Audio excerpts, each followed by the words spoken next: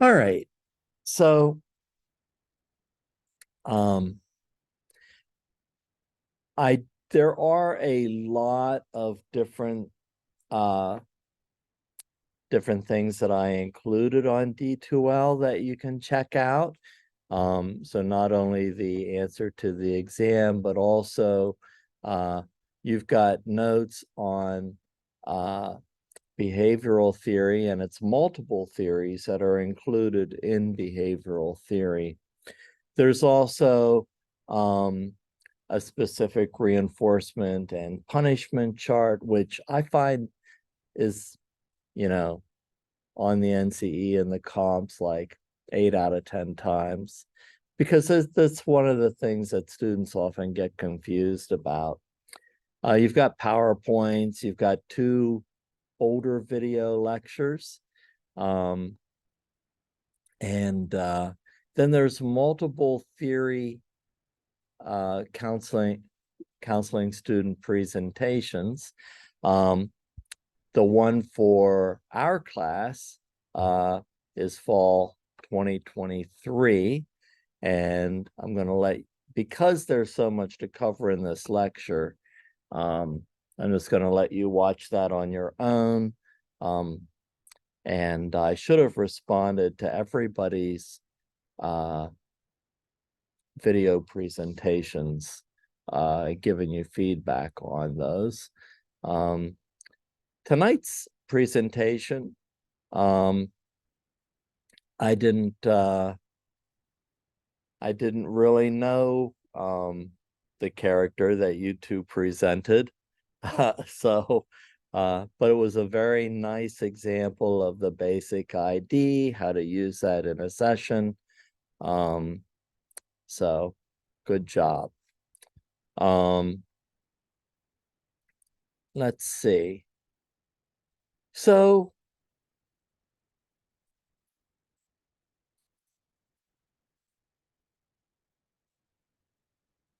as we move through these various theories, uh, there are quite a few uh, behavioral theories. And some of you may not have had these before, but if you had, um, I'm going to try to add some interesting stories that you may not know about. Um, and like I said, I tried to choose uh, the facts and the information that I've seen and students have told me uh, has appeared on those two larger exams.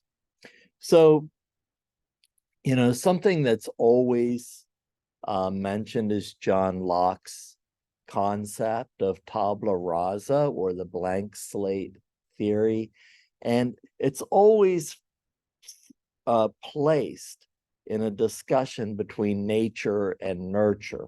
Are we born with some innate knowledge or understanding, or do we learn everything from our environment? And today we know that it's a little bit of both, but when this debate was going on, uh, people thought it was either one or the other.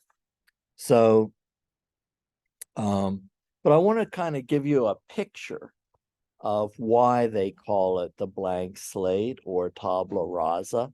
So tabula rasa, tabla means tablet. And think about, like, maybe you've watched like Little House on the Prairie or something like that, something with a one-room schoolhouse. And not only do they not have the erase boards, um, but they had the black chalkboards, slate, and but every student had uh, a slate, a piece of slate with a wooden border around it, about the size of a piece of paper. And because paper was so rare and expensive, um, they would use their own chalkboards, and they were called tablets, just like our iPads are called tablets today. But so think about it. Tablet, tabla rasa. You have a slate tablet, and students would have their own piece of chalk and they'd write on the tablets. Rasa means to raise technically, but it also means to erase. So imagine those old slate tablets, and a student has erased everything. So it is a blank slate. So that's where this concept comes from. And Locke thought that we were born with minds that were blank slates, and nothing has been written upon them. So everything that we come to understand, we learn from our interaction with the environment. So that is basically the nurture theory. So classical conditioning. People normally think about classical conditioning in more experimental situations, but the person who really came up with a lot of the concepts in classical conditioning was John Watson. This goes all the way back to 1878 to 1958, but Watson studied and he believed that we should only study directly observable events comprised of stimuli and responses. Things happen to us, we respond to them. And, he built upon more original theories like Pavlov and his experiment with dogs, which were pretty cruel with the dogs. If you've ever seen those early black and white videos, you can look up original videos for Pavlov's experiments. And the whole thing is, every time they fed the dogs, they'd ring a bell, and then they would not feed the dogs, they'd ring a bell. The dog anticipated the food and would salivate. And they had surgically implanted containers that would collect the amount of saliva to judge whether it was more or less when they rang the bell or when they didn't ring the bell. I saw a great cartoon. Two dogs were talking to each other, and they're like, watch, every time we salivate, they're going to ring a bell. And so it's kind of like a Far Side thing. Okay, so his most famous experiment was with little Albert. If you ever see a textbook about classical conditioning, you usually see a crying baby, a little white rat, and Watson standing behind the baby with a pair of cymbals, and there's usually a female assistant beside him in a white lab coat taking notes. So here's the part you may not know. Well, let's go over the part you do know. So everybody knows that the whole thing is that little Albert was the baby, and every time they would place a white rat in front of him, they would make a loud noise behind him. It would scare him. He would associate that loud noise with the furry white rat. Albert would generalize this fear to anything white and furry, including Santa Claus's white beard. And I used to make fun of my old colleague, Jeff Samid, and I'd say he had a white beard, used to work here and teach here, and I'd say, wow, little Albert would really be afraid of him. But little Albert moved away, his mom moved away, and they were not able to desensitize him to that furry white creatures. So you know, so nobody knew for a long time what happened to little Albert. There's two conclusions. At one point, somebody saw Watson at a conference and they asked him, well, what do you think happened to little Albert? Because he moved away before you were able to desensitize him. And Watson gave an answer that based on most of the experiments, he would conclude that the fear response and the generalization had not lasted long enough to be permanent, and that little Albert would probably have gradually become desensitized over time. That may have been wishful thinking, I don't know, but that was his answer. And then a researcher tracked down little Albert's mother later to find out what actually happened. And unfortunately, Albert passed away at a very young age of some illness. And so it was never discovered what actually happened. Another interesting thing, probably the most interesting thing, is that at this time, there were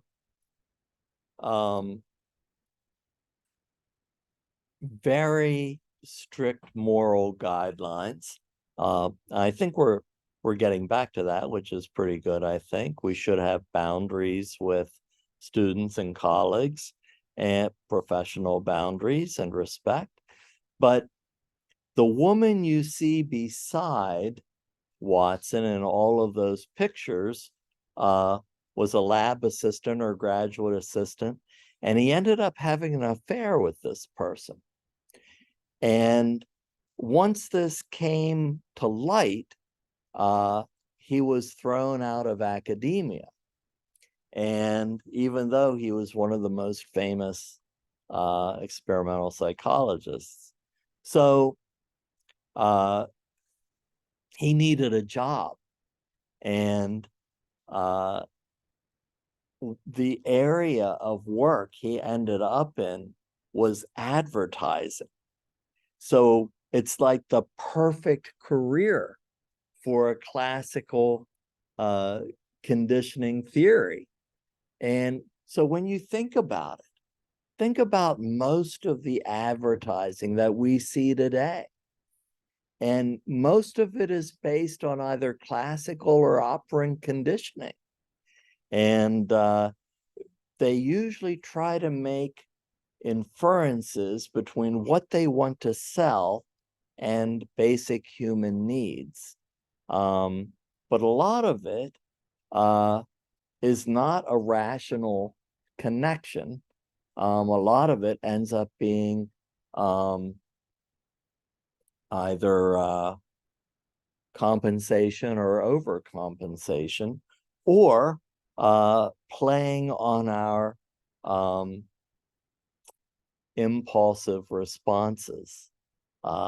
So they did, for example, they did a study a long time ago, I guess 20 years ago, about what type of people purchase different types of German or European automobiles. And so an example today, which I fell into, was when I had my first children, I'm like, wow, I want a really safe car for my kids. So what would be a modern example of advertising that would sell safety for your family and automobiles? What do you think's a safe car? Every ad is about safety. Subarus. But back then, 20 years ago, what kind of car do you think it would be if it was from Europe? Come on, take a guess. Volvos. So Volvos were considered family cars, and their entire advertising campaign was based on safety for your family. Then they had kind of cars for people who wanted to meet a date or a significant other or something like that. So kind of more of a sports car. And 20 years ago, if you look at the advertising, there was usually an attractive female in the advertising. And so what do you think the car was for that if it was from Europe?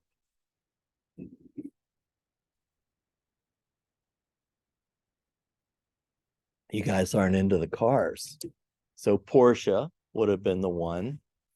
And then they wanted to find you know what car would a person in business who was moving up the corporate ladder wanted to show that they were successful. That was BMW. And economical car for young people would have been a Volkswagen Beetle. And so those were kind of the advertising campaigns. And then they wanted to find out, was it accurate? Did the advertising campaign sell a concept, but was that concept actualized by the individuals? And so one of the things they wanted to study was relationships. So they did find out that, you know, Volvos, most people who bought a Volvo had a family with kids. And but then they wanted to find out which person had the most relationships or a significant relationship, or was sexually active. Which car worked for that? So the cars that are left, the person with the family, you know, they're too busy. They're up all night. They got kids. That Volvo's off the chart. But how about Beamer, Volkswagen, or the Porsche? Porsche was advertised for this. Which one do you think had relationships as a result?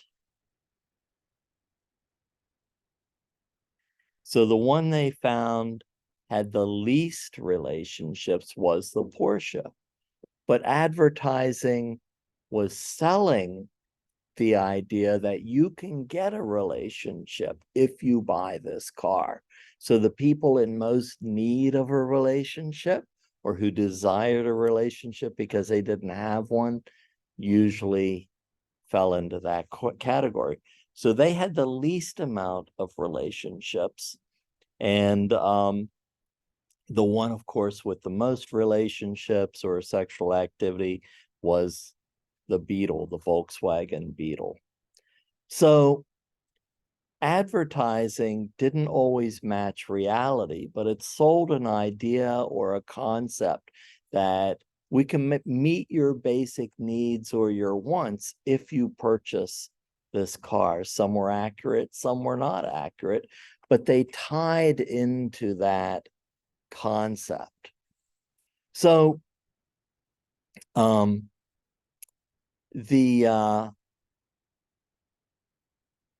that's pretty much classical conditioning. But let's look at operant conditioning. So everybody knows the name B.F. Skinner.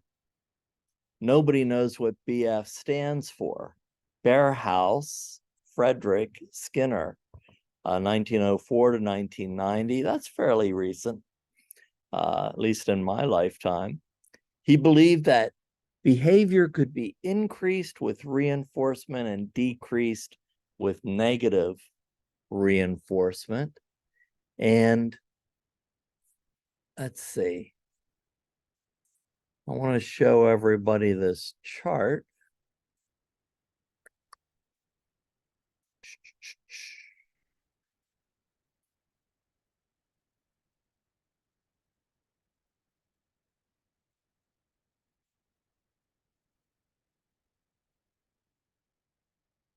Okay.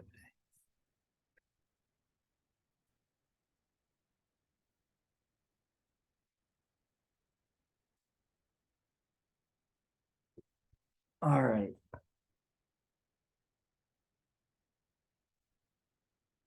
So many of you have probably seen this before, but I'll draw it on the board too. Let's see which one they have first.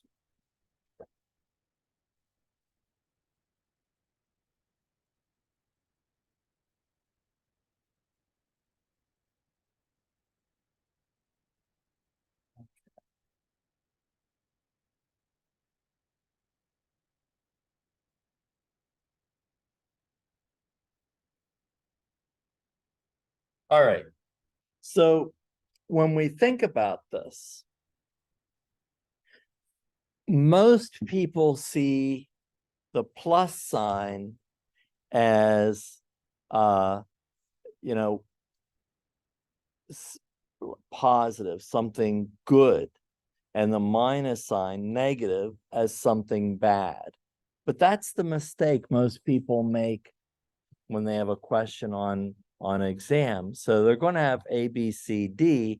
Is this positive reinforcement? Is it negative reinforcement? Is it positive punishment? Is it negative punishment? That's A, B, C, D. You've got 4 choices, and they're going to give you an example. You have to pick which one it is. So, but positive isn't good or bad. Positive is adding something. Negative isn't bad or good. It's taking something away. So when we think about it, we think about positive reinforcement.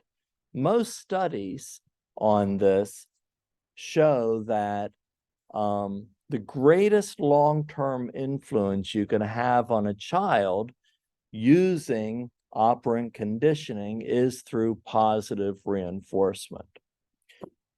I'm not really into any of these things because I think that motivation has to occur internally, and we have to find a way of raising a child's self-efficacy, which we'll talk about with Bandura.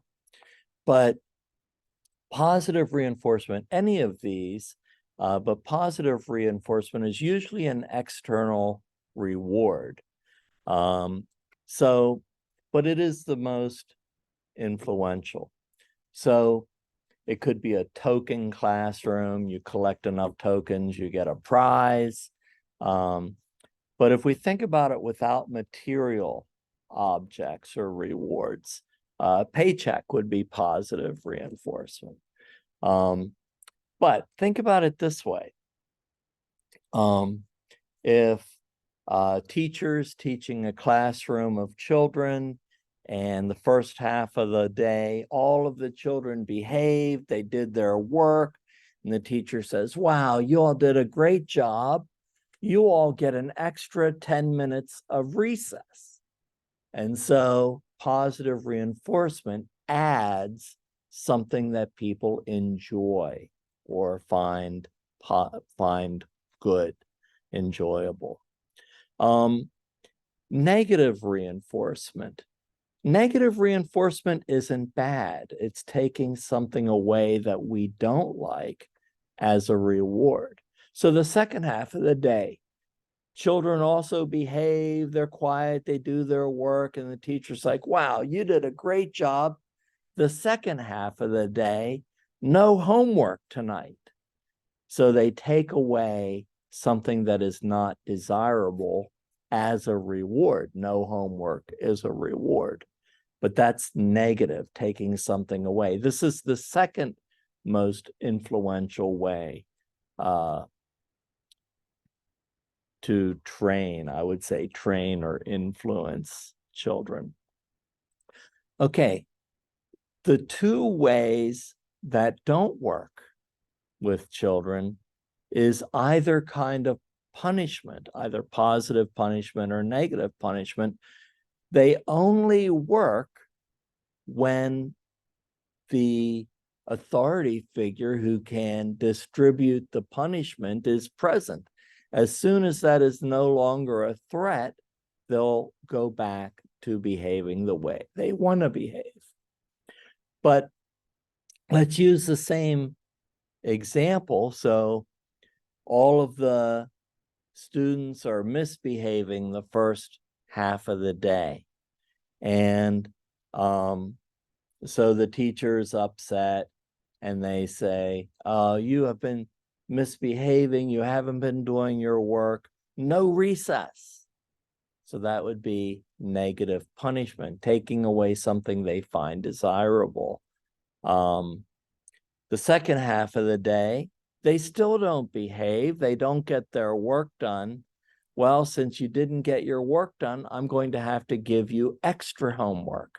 And that would be positive punishment, adding something that people don't want to experience.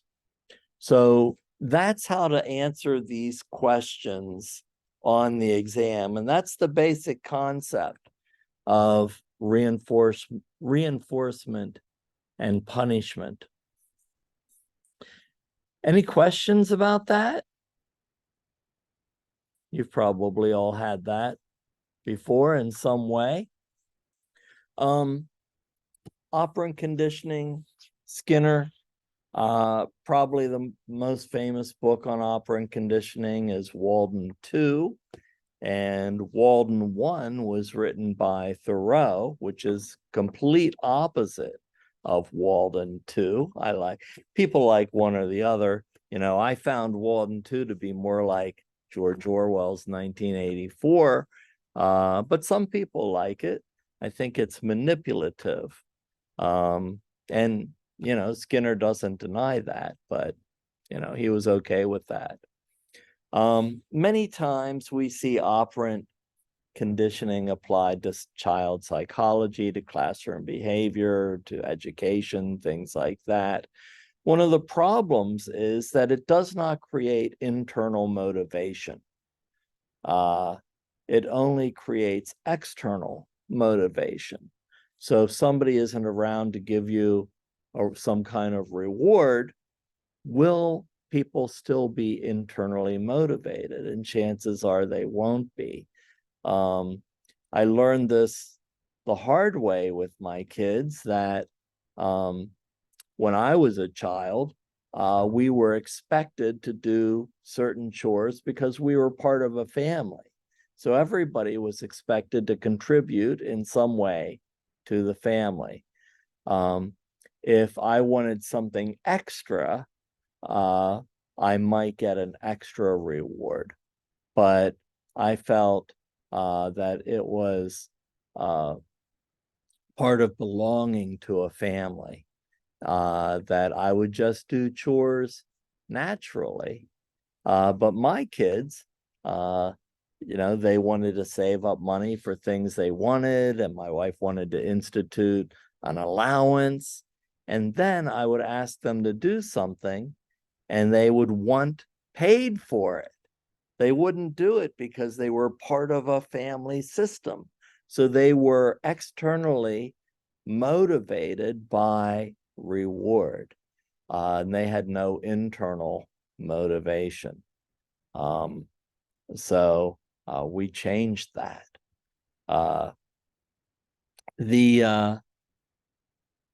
Let's see. So let's talk a little bit about social learning theory. And so social learning theory, Albert Bandura, I don't know if he's still alive. I haven't kept track of him this last few years. He may not be.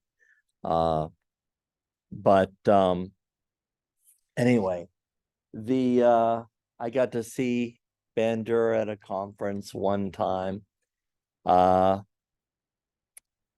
So I have mixed feelings, mixed thoughts about social learning theory. In one sense,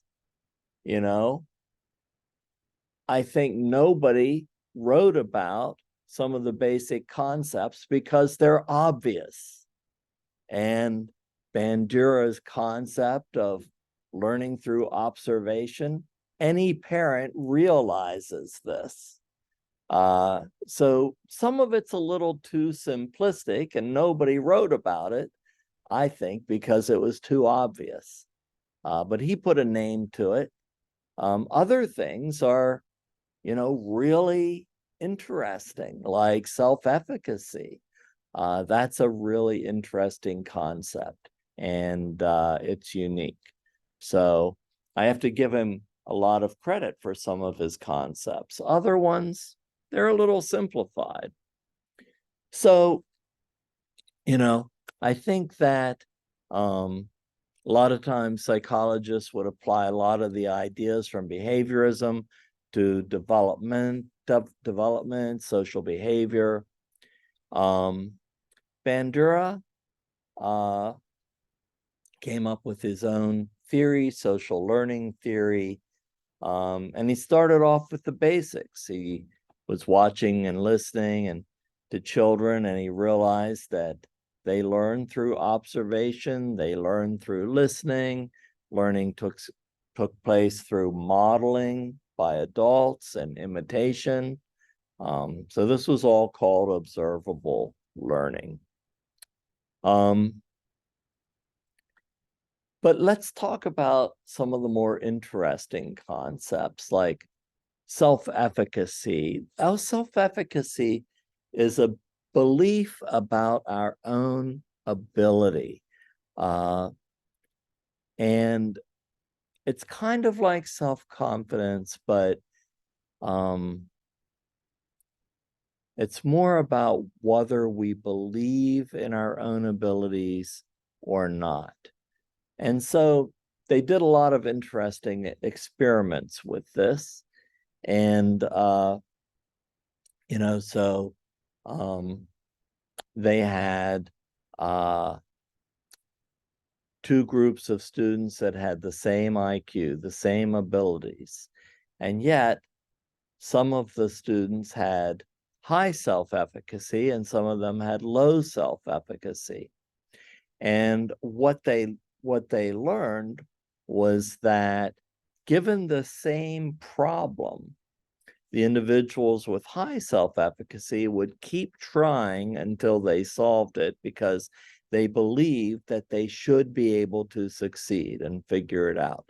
The ones with low self-efficacy would give up very quickly because they didn't believe that they had the ability to solve the problem, so why try? So there's so much that goes into one's concept of self-efficacy.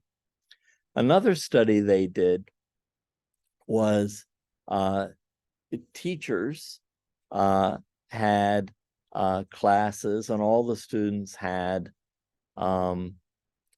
similar abilities, but they told the teachers that some of the students were gifted, even though all of the students had the same ability. And at the end of the year, they saw that some of those students were achieving much more. And that's because the teachers believed in their ability.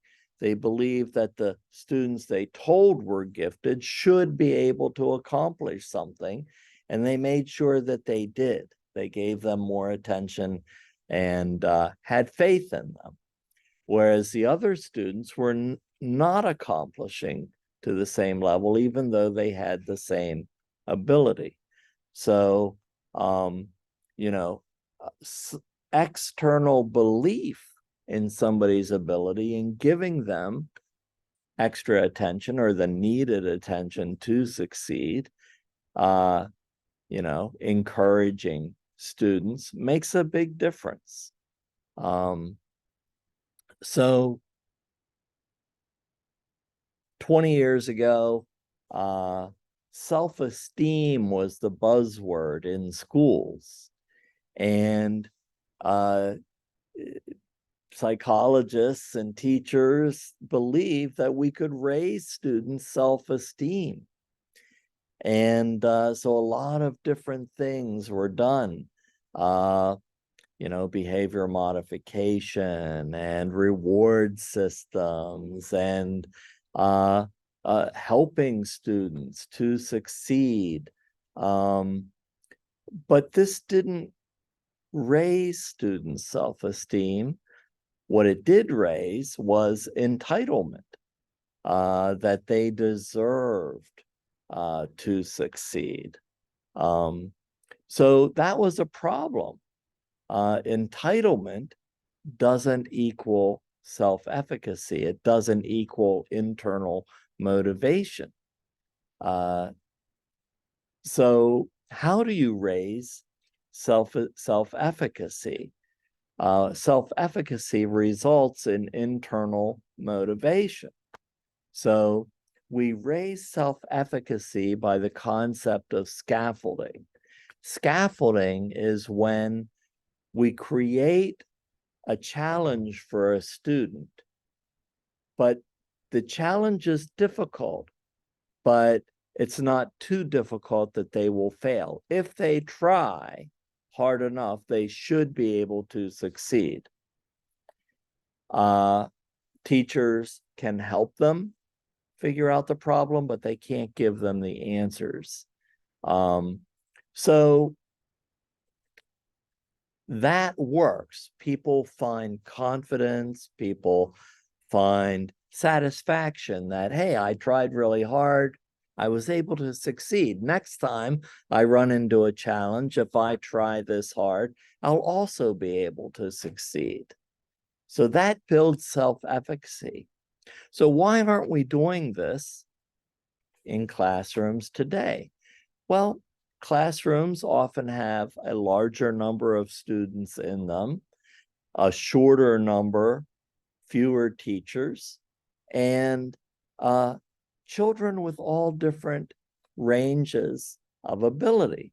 So in order to use scaffolding, we have to cater the challenge to the individual's ability. Well, that would be difficult with 30 students with varying abilities. So that's usually the reason why in current society they teach to the middle. But that really leaves a lot of students out on either end of that average ability, and they get left behind. So self-efficacy is a difficult thing. There's a book out called Whatever It Takes, and it's about a person who believed that they could change the educational system in a positive way. So they found a school district, it happened to be Harlem, that he believed that these students could succeed if given the opportunity and resources. And, he started with pre-kindergarten, preschool, and he provided all of these things, scaffolding and resources and working with parents and caregivers. And, by the end, those students were successful.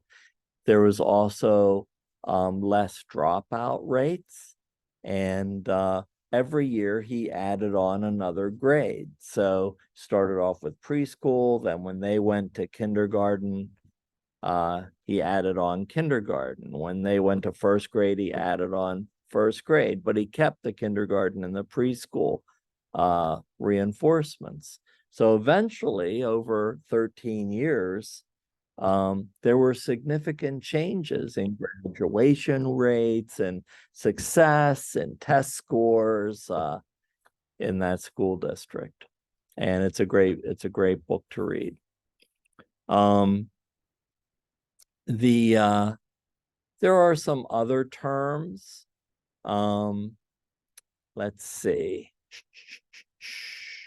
So continuous or discontinuous learning. So this is kind of like a tree versus a butterfly. So continuous, if you look at a tree, it's continuously growing. If you look at a butterfly, they start off as a caterpillar and then they build a cocoon and then they turn into a butterfly. So there's 3 primary stages of development. Most of the early psychological theories were stage theories. If you look at Freud's theory of human development or Erikson's theory of human development, they all divided into stages. We know that human development is continuous. However, we need to identify certain age groups or significant stages, but so it's a little bit of both. Talked a little bit about nature, nurture, punishment. So usually if it is punishment like spanking or something like that, Bandura found out through many studies that any type of physical punishment or verbal punishment like yelling or belittling actually resulted in learned aggression. So some of Bandura's most interesting studies had to do with this, and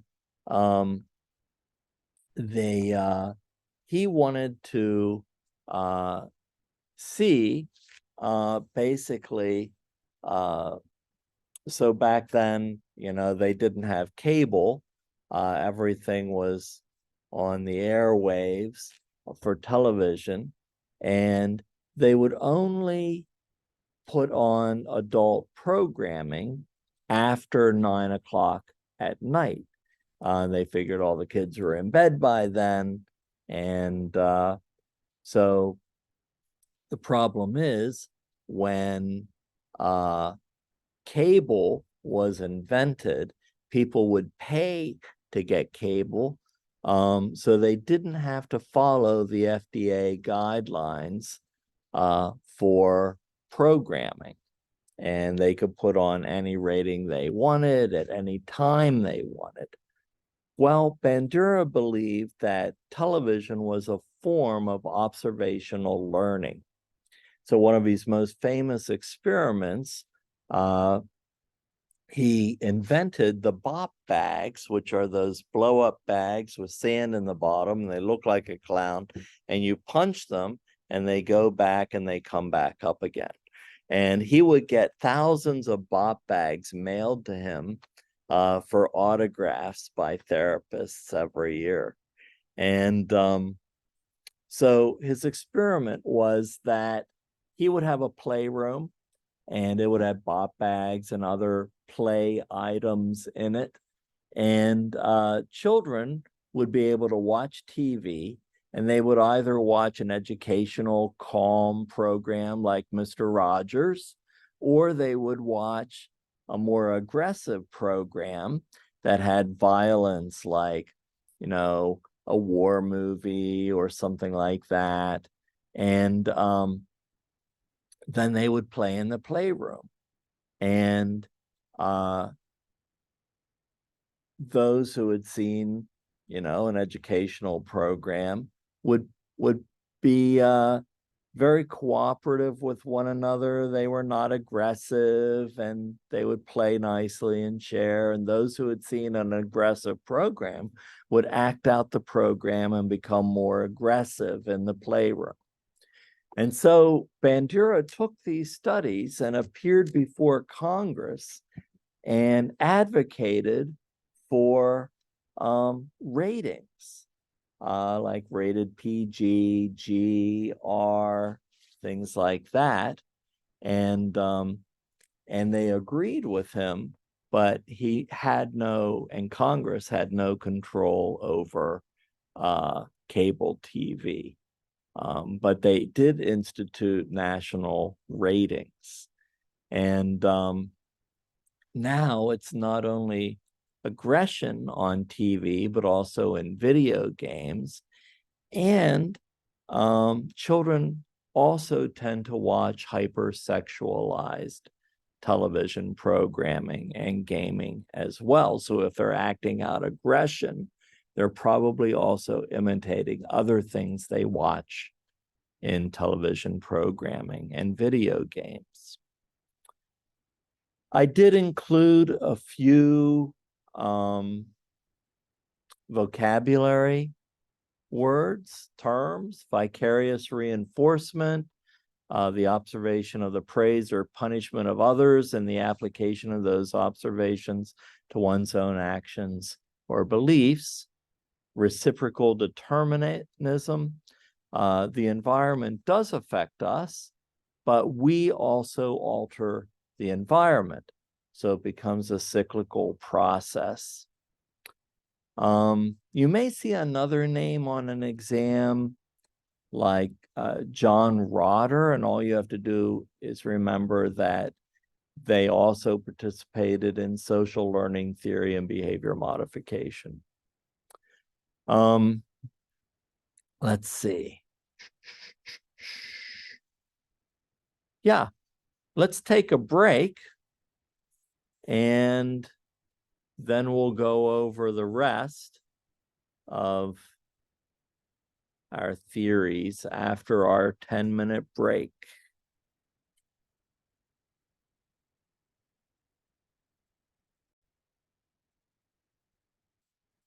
So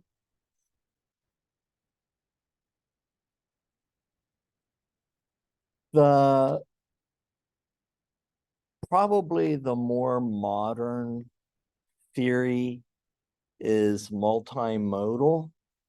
Now, the videos on Gloria included Rogers with person-centered, Fritz Perls with Gestalt, and one you haven't seen yet, Ellis with REBT, which is connected with CBT. Then, after those 3 films with Gloria as a client, the same individual asked other therapists who came up with their own models and theories to do a similar thing, only Gloria was no longer available, so they asked a client named Linda. So they're called, the earlier tapes are called the Gloria tapes, and the newer tapes were called the Linda tapes. And you may be able to find it on YouTube. I didn't have access to it through our library. But so if you typed in Arnold Lazarus or multimodal and Linda counseling session, it's a pretty interesting. Also, William Glasser with choice theory or reality therapy also made a tape with Linda, so you can compare and contrast those as well. Glasser is a lot more funny. Lazarus is a little more serious. So, you know, he came up with this concept of multimodal therapy, and, you know, I don't use it personally, but it was pretty popular at the time it came out. Little history on him. He grew up in Johannesburg, South Africa. When he was young, he said he was frightened and lonely. Youngest of 4 children, 2 sisters and 1 brother. Not a lot of other kids in his neighborhood. He was gifted. He started playing the piano very young, gave concerts, and but at the age of 12, when he didn't improve enough, he gave up. And what he didn't know at that time, they've done studies with child prodigies, and not only music, but other things, is that if somebody starts something very young, like 5, 6, 7, and they excel around the age of 12 to 14, there's a plateau, and they have to work through that plateau to become even better. And of course, that's around the age of puberty. And, you know, they don't realize they've had so much success at a very early age that they normally don't understand this leveling off in their improvement. But it usually happens. So they kind of have to push through that. So he was picked on by other children, so he compensated by taking up boxing. The interesting thing is, took up experimental psychology, then clinical psychology. And so he wasn't wandering around a lot. He wasn't experimenting with different careers or degrees. He went straight to psychology, stuck with it. 1963, he was invited to work at Stanford, which of course is in California, by Bandura. So he had a direct relationship with Bandura, and he expanded upon that to come up with his own theory. Taught at Temple, Yale, Rutgers. I think he was at Rutgers when I was at Princeton, and he came up with the founded multimodal psychological services, and it always says in Princeton because that's just where his office is, but you know, I guess he likes that. So let's see. Let's look at multimodal therapy, and I would recommend watching the student video. I think it really does a good job with the basic ID and an explanation of each level. So it's a nice role play. So technical eclecticism, which is basically a catch-all, and you know, so that you can include other theories and techniques. But the basic ID, I don't see a lot of multimodal theory on exams, but I'm definitely not going to say it's not going to be there. One of these theories is going to be on the comps and the NCE. I just don't know which one. It's either classical, operant, social learning, multimodal. Not all of them, but they'll pick one of them. So you kind of have to memorize the basic ID, behavior, affective, so emotional responses, sensations, images, cognitions, interpersonal relationships. D is for drugs. This could include medication as well, but I think, you know, he just wanted to spell out basic ID in the acronym, and drugs fit the bill, but it also includes biological functions, nutrition, exercise. It's kind of another catch-all. When you think about the basic ID, it's really just a very specific way of doing an intake assessment. And once you figure out what is lacking in this intake assessment, just as we would in any assessment. This is just very specific areas of an individual's life. Then we figure out those are the areas that we need to work on in therapy. Okay. I would say 9 times out of 10, it's some type of interpersonal relationship, but for kids, a lot of times it's behavior, but so let's see. And then once you understand what is lacking and you begin to do therapy, then you're really using behavioral therapy, behavioral modification, anything that fits in technical eclecticism. So it's a pretty straightforward theory. I personally believe it really just provides a nice organized assessment for behavioral theory. Let's look at, so Wolf. Wolf came up with 2 things. The first thing he came up with is not in your notes, but I'm going to explain it to you. The first thing he came up was called stress inoculation. And it's a way of dealing with anxiety, panic attacks, things like ruminating thoughts. It's a 3-step process, and it's really a form of relaxation. So the first step is breathing. And it's kind of like the breathing that we use if somebody meditates or does yoga. I'm sure that's where he got the idea from, but you breathe in through your nose, you hold it for a second, and you release it out through your mouth. And you want to do what's called diaphragmatic breathing, breathing from your diaphragm.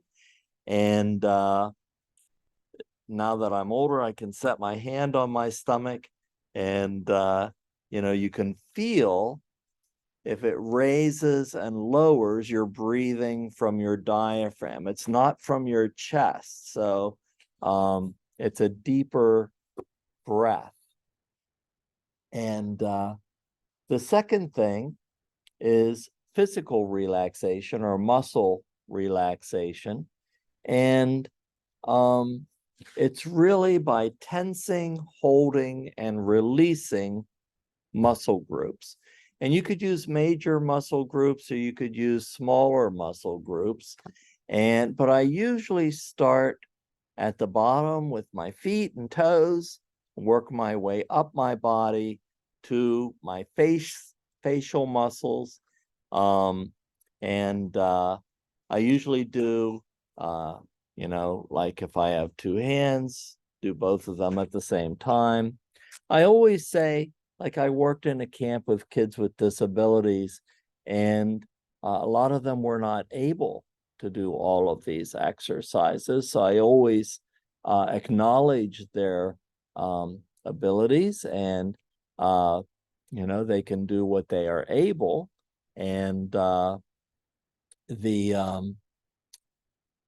so this works. And so I tense each muscle group 3 times. And on the final time, I say, now totally relax those muscles and just kind of let them hang there without using them. And this works really well if people have trouble falling asleep. So breathing and muscle relaxation also have the added benefit of bringing people into the present. So if somebody is only thinking about their breathing, they're not only thinking about taking those breaths, they're thinking about the way it sounds, the way it feels. They're adding more oxygen to their bloodstream. A lot of times if people are tense or anxious, they're not breathing deeply. And so a lot of times people are not getting enough oxygen. It also places their mind only on their breathing. So it focuses their mind into the present moment. Same thing with muscle relaxation. And then the third thing is mental relaxation. And there's so many different techniques for mental relaxation. A lot of times I use guided imagery and I have people continue to breathe and relax, but imagine perhaps bright, warm light beginning in their feet and gradually moving up throughout their body, filling every aspect and eventually leaving their body. But as that light moves through their body, it could relieve pain, it could relax them, could heal them. But there's hundreds of different types of imagery, guided imagery that you could use for this. The second thing relates to stress inoculation because you use stress inoculation to partly treat phobias. So, Wolf worked with somebody named Jacobson to address different types of phobias. Now, people who have phobias, I didn't bring it with me, but I have the pop-up book of phobias. Maybe you've seen it before, but it's kind of interesting. And so phobias are usually focused on something specific. It could be anything from a spider to germs. But if it gets so bad that an individual has a panic attack, then the focus often becomes, or the phobia often becomes, the fear of having another panic attack. So it shifts.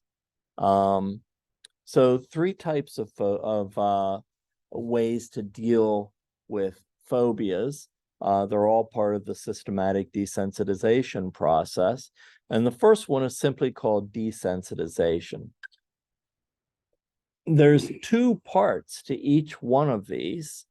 So desensitization, the first part is it's gradual and it's imagined. So it's over a long time for treatment, and it's also not live, it's imagined. So an example of being afraid of a spider, you're going to imagine a spider across the room in a cage, and then you're going to relax and do the relaxation process.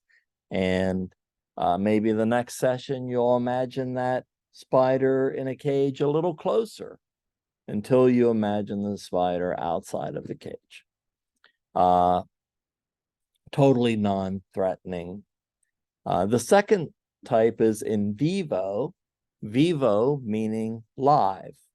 So in vivo desensitization, it's also gradual. It's a long time for treatment, but it's in real life. So there would be an actual spider in a cage all the way across the room. And the last type is flooding. Flooding, I think, works the best, but I never do flooding because insurance won't let me. So, I mean, you got to have a physician, you got to make sure everybody's cleared and healthy. And, I don't want a lawsuit, but flooding does work the best because if somebody has a panic attack, if you prepare them for having a panic attack, then they realize that it's not going to kill them if they're healthy. So they're not going to have a heart attack or something. But most of the times when people have a panic attack, it feels like they're going to die. And that's the fear. So once they work through the panic attack and calm down and do the, stress inoculation and realize, hey, I had a panic attack, I'm okay. It takes away that fear of death when they have a panic attack. So those are the three types of systematic desensitization, that they pair them with stress inoculation. Usually, this is also paired with another theory, CBT, because most phobias also have some type of irrational thought process behind them. But that's a different lecture. The last theory I do want to mention is the most recent. It's EMDR, eye movement desensitization and reprocessing. It's by Francine Shapiro. The story goes that there's a book titled EMDR by Francine Shapiro. So if you're interested, I wouldn't buy a book about EMDR, just buy the actual book. So the story goes that she was experiencing some anxiety, and whenever she experienced anxiety or thoughts that get stuck in her mind from, some crisis, she would go for a walk. And she noticed that as she was walking, she had stopped and looked up at a hillside or a mountain with all types of different colored leaves, and her eyes would move back and forth looking at the mountain. She realized that she found some relief from the troubling thoughts that had been stuck in her mind. So I'm a hard sell on newfangled theories. So I didn't believe in EMDR. But one of my previous students was trained in EMDR and she was sold on it. So I invited her to one of my classes, and of course, she talked about EMDR, and the process to EMDR is basically a combination of thinking about a peaceful, safe place, going through stress inoculation and relaxation, doing a scaling question, and then thinking about whatever trauma, crisis, stress they experienced, and then doing eye movement desensitization, usually following a finger or a pen back and forth without moving your head. So you're moving your eyes back and forth, and then doing relaxation, then a scaling question, and then going back to the safe place. And this is done a series of about 3 times over many sessions. So I didn't really believe in this. And when she wanted to demonstrate EMDR, no student would volunteer. So she's like, Grafton, do you want to volunteer? And I'm like, I don't really have anything traumatic in my life, but I thought about it and I'm like, okay, I came up with something. And every now and then it would enter my mind. But I thought I had dealt with it. So we sat down and we did EMDR, and my situation was back when I was 20 years old. I was in India for a while, and I was on a train for like 3 days, and I was sitting with a family, and the family didn't speak any English, but it was a man, a woman, and their child. But we shared food, we played cards, we hung out, we got along really well, even though we couldn't actually speak to one another. And around midnight on the second day, we were traveling through central India where there was a lot of turmoil, and they had called in the military to control riots and some other things. And the train stopped there, and all of these military personnel got on the train who had just been in this conflict. So they were stressed out.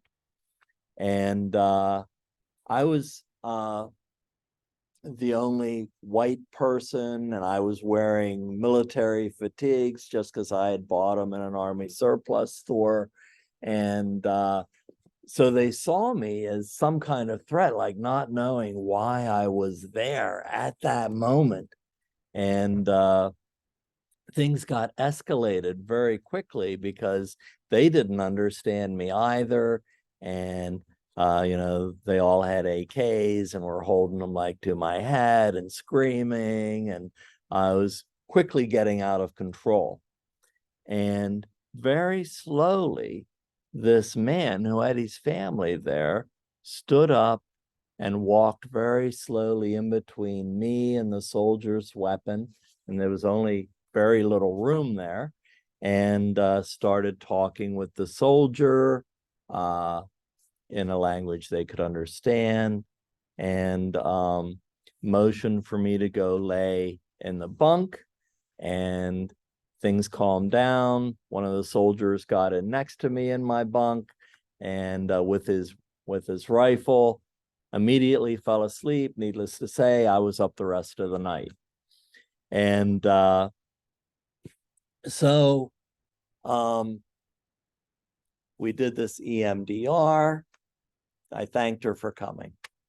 I invited her back the next semester, and we're sitting in class, and she's like, "So Grafton, how'd that EMDR work?" And I hadn't thought about either EMDR, but I also hadn't thought about that traumatic experience that I went through. And I'm like, you know what, Joellen, that worked.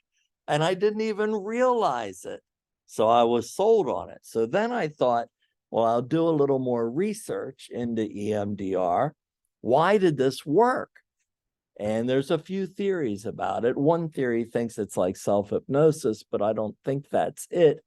I think it has to do with rapid eye movement when we sleep, dream, and reprocess what happened during the day. And most of the times we have a normal existence, but sometimes we have a crisis or trauma.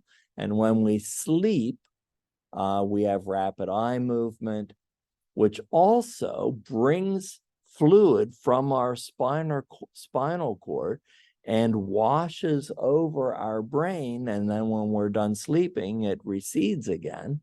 And, I forget the name of the proteins that it removes, but all of this is happening. And many people think that rapid eye movement can initialize those chemicals from the brainstem and the spinal cord to begin working. And of course, when the crisis happened, I didn't go to sleep all night. So, and I would imagine that many times when people experience crisis or trauma, it's very difficult to get into that REM stage that night after it occurs. So that's kind of my theory behind it. Nobody actually knows why it works, but I'm going with that. And I think that if I was going to get training in something at this point, I would probably get further training in EMDR. I got some minor training in my doctorate, but I'd like to get certified. There's 3 stages of certification, but it's really expensive. So, all right. That's it for this lecture. Wondering if anybody has any questions or comments. Has anybody had any experience with EMDR?